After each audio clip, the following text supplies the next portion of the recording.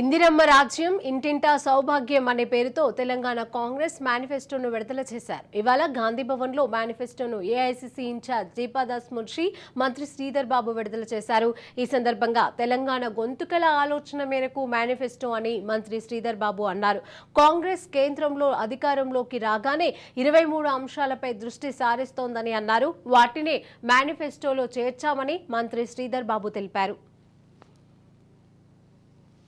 రేపు కాంగ్రెస్ పార్టీ ప్రభుత్వం కేంద్రంలో అధికారం రాగానే ఈరోజు విభజన చట్టానికి సంబంధించిన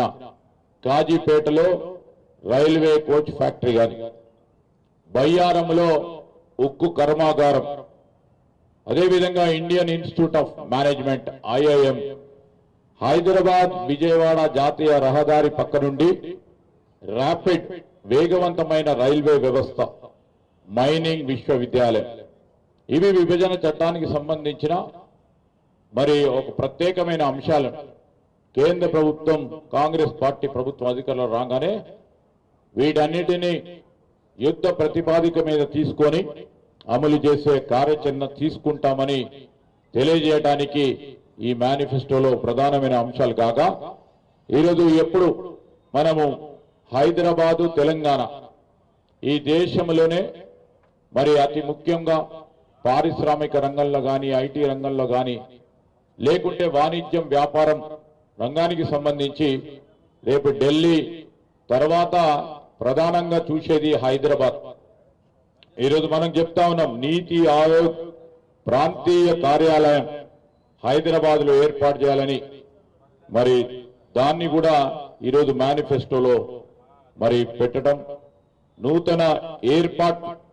ఎయిర్పోర్ట్స్ ఏర్పాటు చేయటం, రామగుండం మనుగూరుకు సంబంధించిన నూతన రైల్వే లైన్ ఏర్పాటు చేయటం, అదేవిధంగా మనకిక్కడ స్పోర్ట్స్ ని ఎంకరేజ్ చేయాలని, క్రీడలను ఎంకరేజ్ చేయాలని జాతీయ క్రీడల విశ్వవిద్యాలయాన్ని ఏర్పాటు చేయాలని, అదేవిధంగా Indian institute of science education and research IISCR ని ఏర్పాటు చేయాలని, అదేవిధంగా Indian institute of foreign trade branch ని ఇక్కడ ఏర్పాటు చేసి మరి ప్రత్యేకమైన కాలేజీని ఏర్పాటు చేయాలని, భారత వ్యవసాయ పరిశోధన సంస్థ Indian agricultural research institute IARI institute campus ని ఇక్కడ ఏర్పాటు చేయాలని,